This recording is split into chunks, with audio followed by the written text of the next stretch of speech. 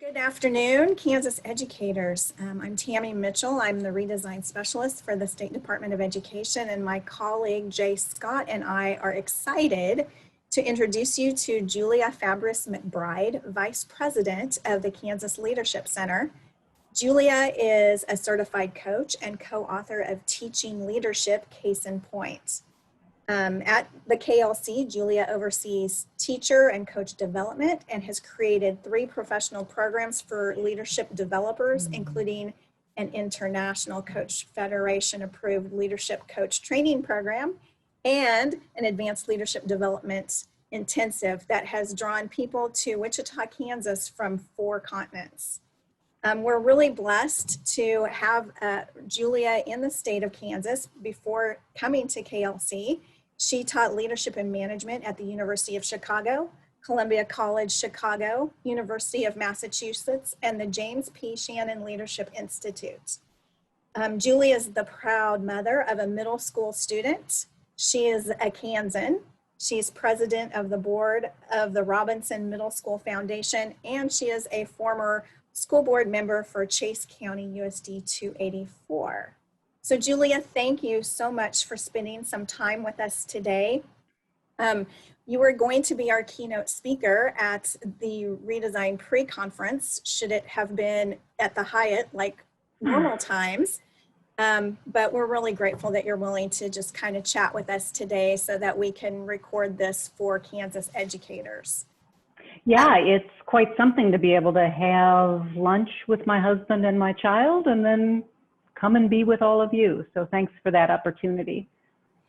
Yes, thank you. So one of the things that I've appreciated, I've taken some of the training from the Kansas Leadership Center recently and poured through the resources.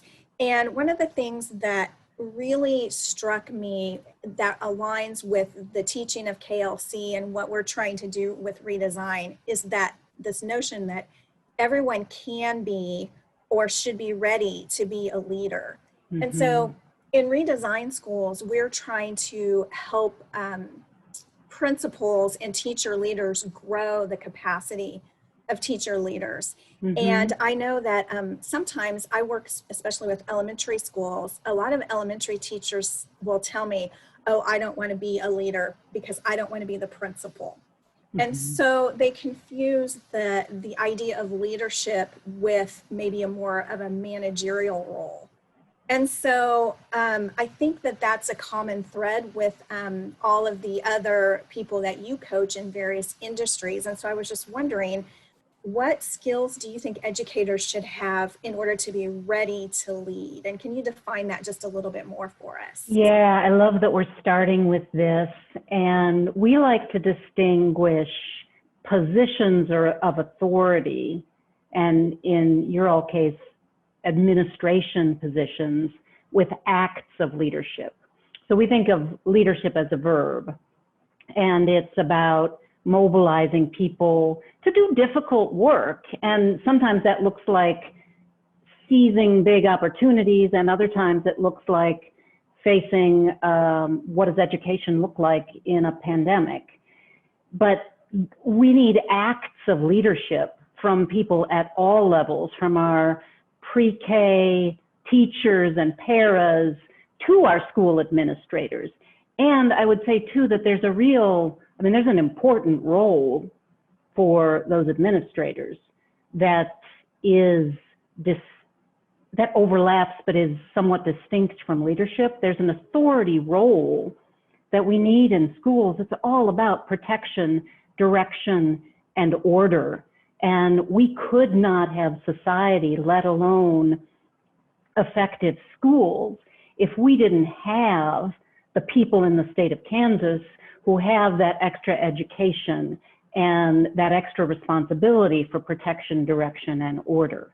And at the same time, they and everybody else, certainly in a redesign school, but I think, in every school every day, need to stretch beyond what's comfortable or what they learned in school in order to energize their fellow teachers, their administrators, people up above, to get them to focus on what they might not be able to see that a teacher can see in the classroom. So I really like that, Julie. It's nice to meet you, by the way. Yeah, it's great to meet you too, Jay. Yeah. Thank you. So it's so great that you're able to join us for this this Redesign conference, and we're excited to have you kind of kick us off. So changing gears a little bit, and I really like that what you brought up about the acts of leadership. I think that's a really important piece, but also that, you know, the administrators out there who are, and I wrote that down, protect, direct, and provide order, right, in our schools, but also empower our teachers to step up and lead, right, and allow that to happen. So, but changing gears a little bit, what lessons have you learned from business and industry? One of our redesign principles is partnering with families, communities, and business and industry. And we often talk about the changes that are happening in business or industry and how that relates and how that could relate to education. But what lessons have you learned from business and industry about leading through adaptive challenges that you think are pertinent to schools? Yeah, we have learned a lot from business and industry. And when teachers and administrators come to KLC, you've experienced this, Tamara, you are in a group with people from business, people from faith communities, people from government and nonprofits, and individuals in our sessions, I think, learn that, again, yeah, it's all, I love that you said empower. It's all about empowering other people, whether you're the administrator or whether you're the teacher in the classroom, empowering your students or empowering people in your department to think a little bit differently. But specifically, some of the things that we've learned from industry lately, I'd love to share with you. As we went into, or as we started realizing that the pandemic wasn't, number one, wasn't going to end soon, but number two, was going to leave us in a very different world on the other side. I mean, I don't doubt that my 13-year-old's education, first of all, has been very different so far during this pandemic. But I think, I mean, if it's anything like what KLC is discovering, education in middle schools and high schools and grade schools is going to be different after the pandemic, same as it's going to be different and disrupted in industry.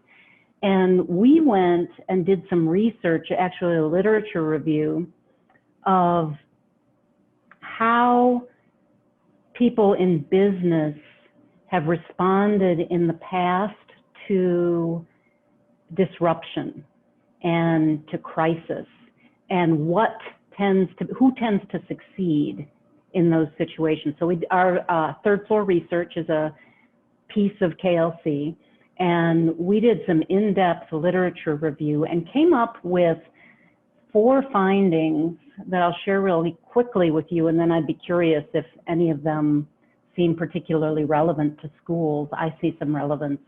One is the companies that succeed after and during crisis are those that have all along invested in relationship. Those are the most resilient organizations, the ones that really support employee rights and safety, that are consciously committed to a diverse workforce, and that tend to be very transparent and open about their visions, resources, information in the organization and then in the community. And I see relationship there with what you all are up to. Number 2, so the first one is invest in relationships and you'll be more resilient. The second thing that we've learned from business is those with a culture of diagnosis have a greater ability to survive a crisis and thrive. And KLC focuses a lot of, you experienced this, Tammy, in our program, a lot of time on how do you really diagnose complex challenges. So companies that spend time looking in advance at where will we be vulnerable in a crisis? Who's going to do what And what are our limitations if we face crisis? And shifts in the way their stakeholders are perceiving them. The companies that pay attention to that tend to be more able to deal with a crisis. They're more practiced in understanding and predicting what people are thinking about them and how they're going to survive the crisis. The third thing, and the third and fourth might be the most interesting. So another lesson from business is, first of all, most companies in the face of crisis will retrench. They'll focus on short-term survival, and they'll opt not to innovate. They'll cut down on innovation. Some companies will invest and innovate, and they're drawn to that. The ones that tend to really thrive after a crisis are the ones that do both, that are brave enough to, where necessary, reduce staff, think about other ways to reduce, retrench, and stay focused on innovation. So I thought that was really cool, a great lesson from the world of business during a time of crisis. And the other one that I thought could be really important to redesign, or just seems to be almost like you knew this before the companies knew it, was multinational companies that allowed units or subsidiaries to play by their own rules, create their own rules, outperformed those who insisted on uniformity. So autonomy equaled high performance. I love that, and I love that connection to what you're up to with school redesign. Yeah, and those all four, wow, just really hit at the heart of some things that our redesign schools are living right now, especially I think looking at their vulnerabilities during crisis. Yeah. But also I want to call out the whole idea of playing both sides of, you know, scaling back, right, on things, but also still thinking and acting creatively and innovatively. I think that's a really important piece. So just a follow-up question, how might the education community get more connected and engaged with business and industry leaders in their communities? Yeah, you know, I wish I could give you an easy answer to that. I think, you know, I think show up at KLC and see who you meet would be my easy answer. But I honestly think ask for what you want and identify companies in the community and even beyond. That's one thing I was thinking about is we have, I mean, that's one upside of the pandemic, is people who would not have been available to you, or whom you'd have to have spent $10,000 to bring in to your community, are available to you. And I think feeling pretty generous with their time when it comes to, yes, I can come in and I can talk to your teachers for a half hour during one of their work days. So ask for what you want and make it as easy as possible for people from business to show up and build relationships with you. And be curious about who they are before getting curious about what they can do for you.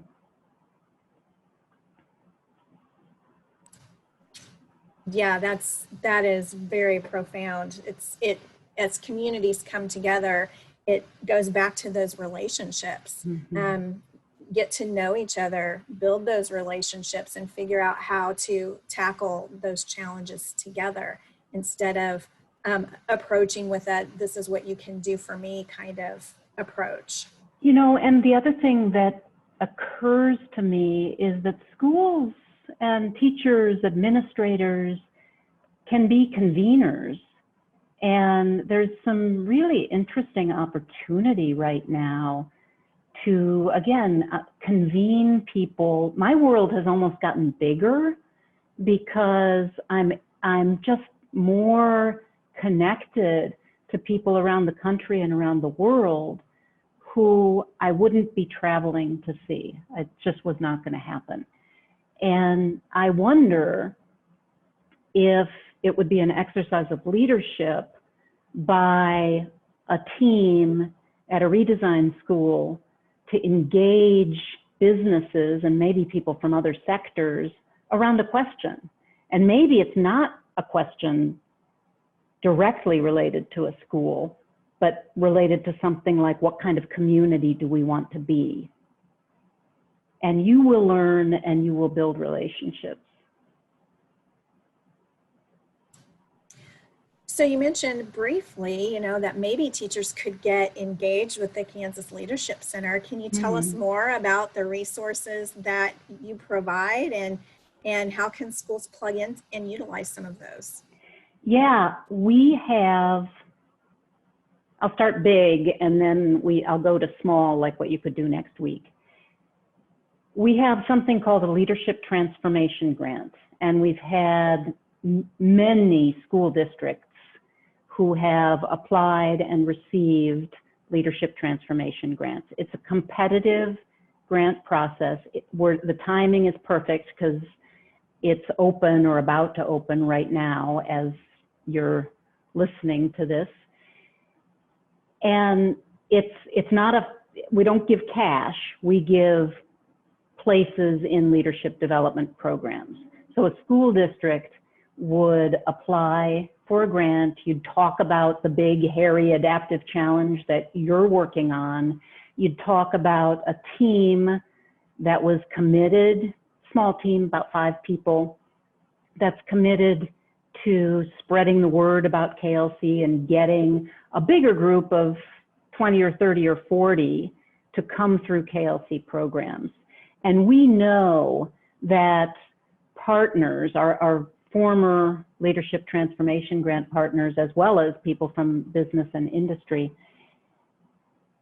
organizations that come through KLC and who send that critical mass of 30 or 40 people through KLC, they start thinking about leadership differently. They start thinking about it as something that's not top down, but that is really embedded throughout the organization. They start thinking about it as an activity. And their cultures become more open and equitable, more flexible, more able to make progress on adaptive challenges. And I'm still excited about this. This is new research in the last few months that is starting to give us that kind of data. So if you're really fired up, explore the idea of this Leadership Transformation Grant for your district.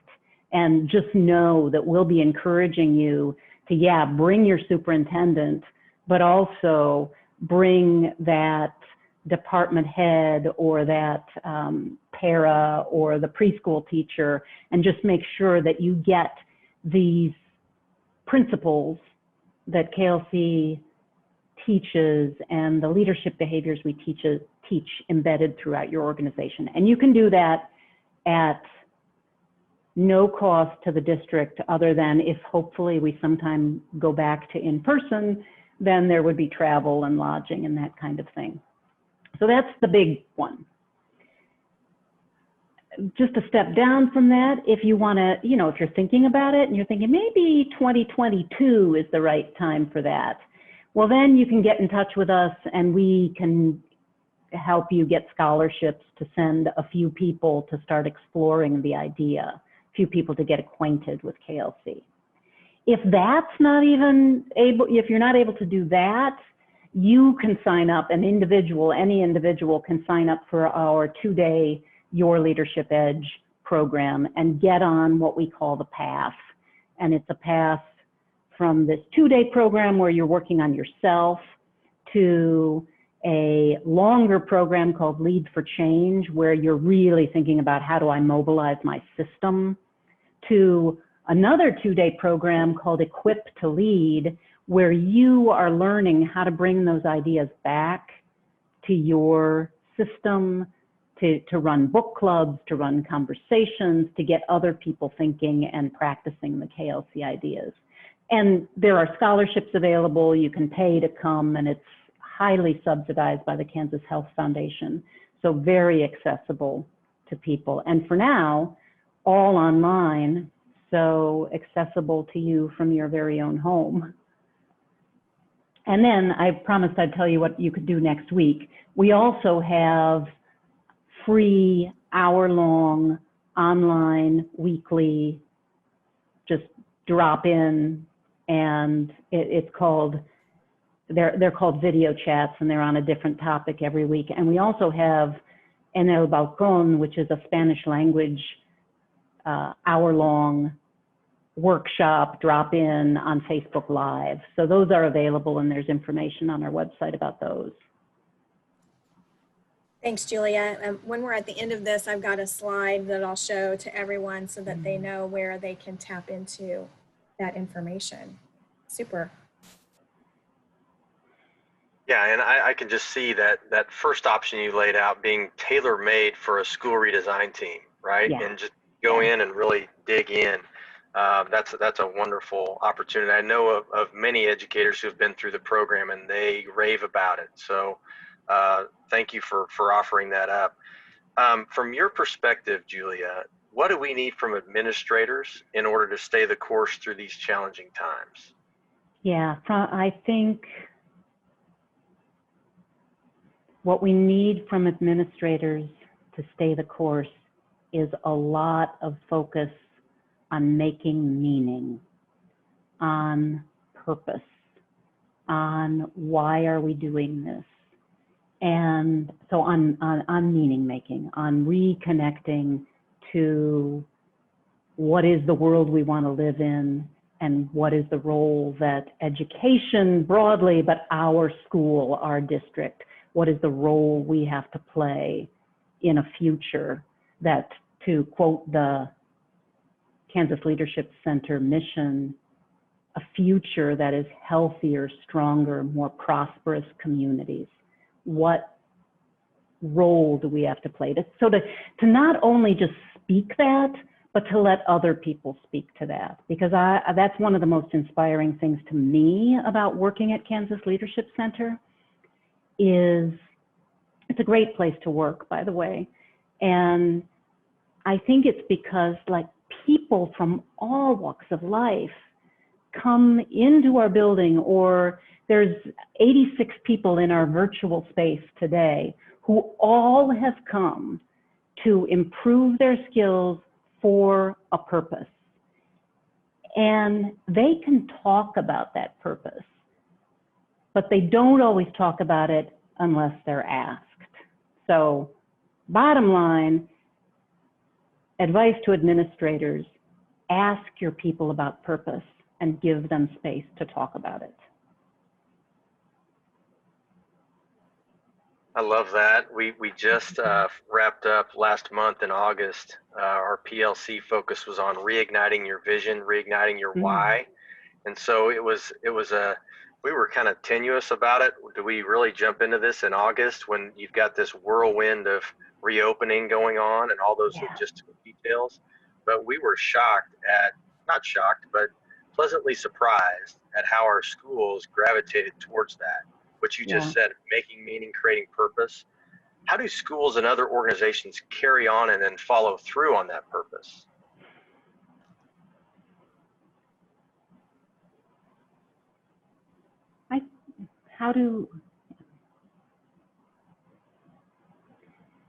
Jay, I think they've got to just return to it every day. And I love what you're saying, that, we didn't know. There's so much in terms of tactics and logistics, even strategy, that we could be talking about today, but we chose vision, we chose purpose.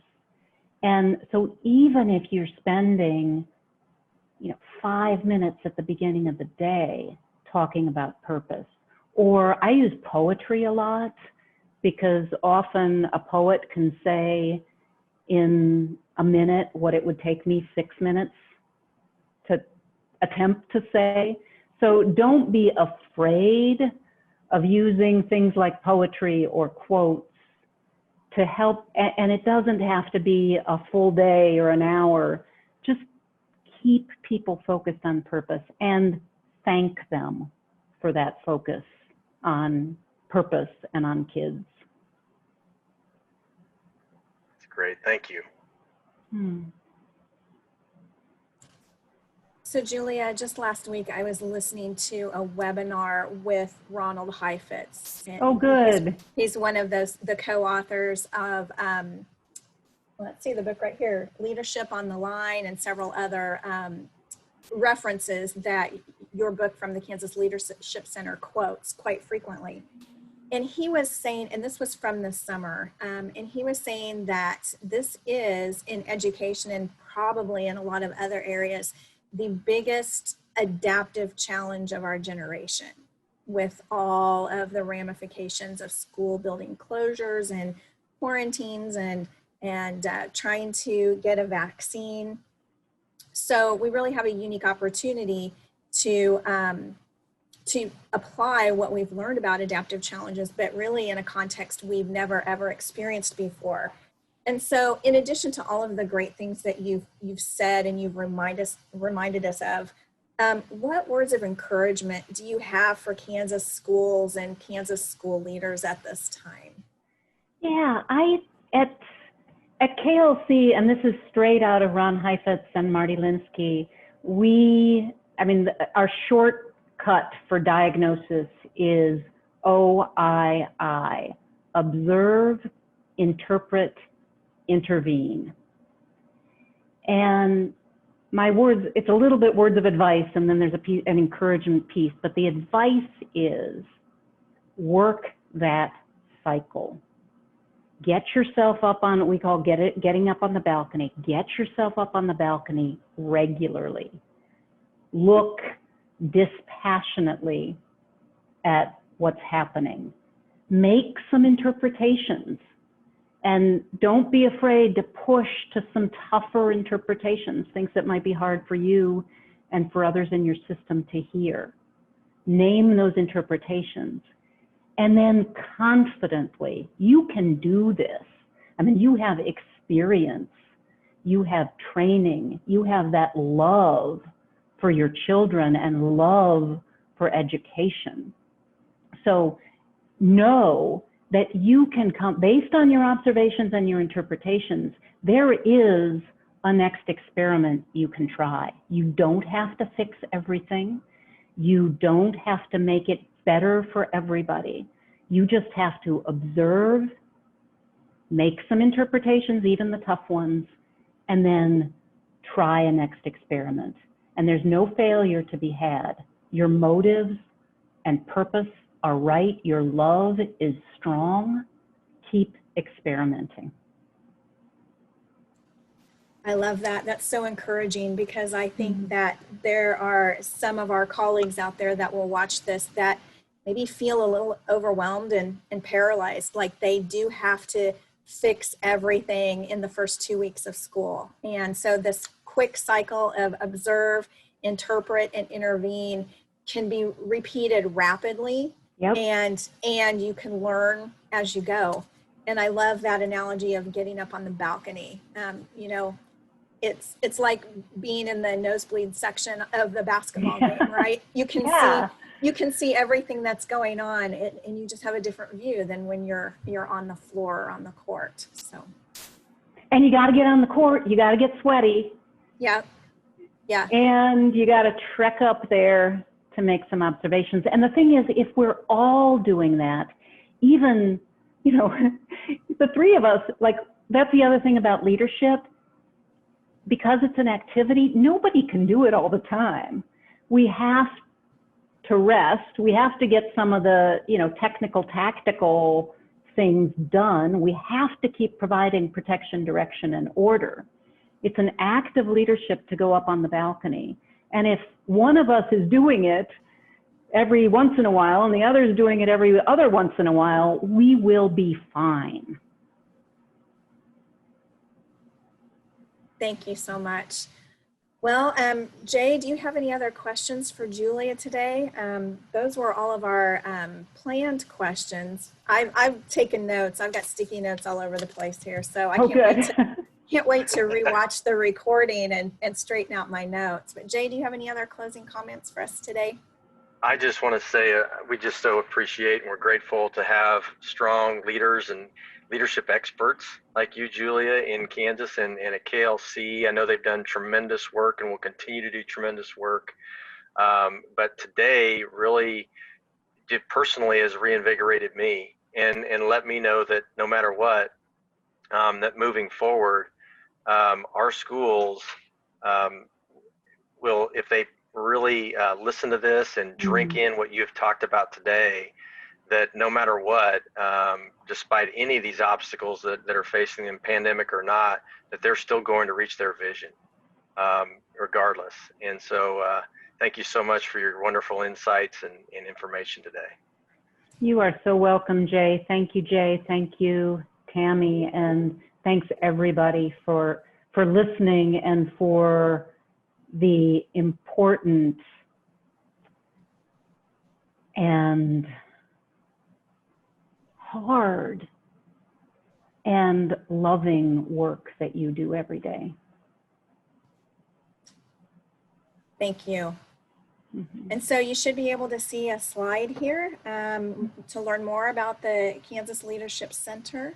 There are some links there that, because this is a video, you won't necessarily be able to access, but if you want more information about KLC, you can of course go to kansasleadershipcenter.org or feel free to reach out to Jay and I. You can email us at redesign@ksde.org and we can get you connected. Thanks again for this coffee chat time, Julia. Thanks for your passionate work in Kansas. We're super blessed to have you in our state and helping us in our journey with redesign and in just equipping leaders all across all industries in our state. So thank you.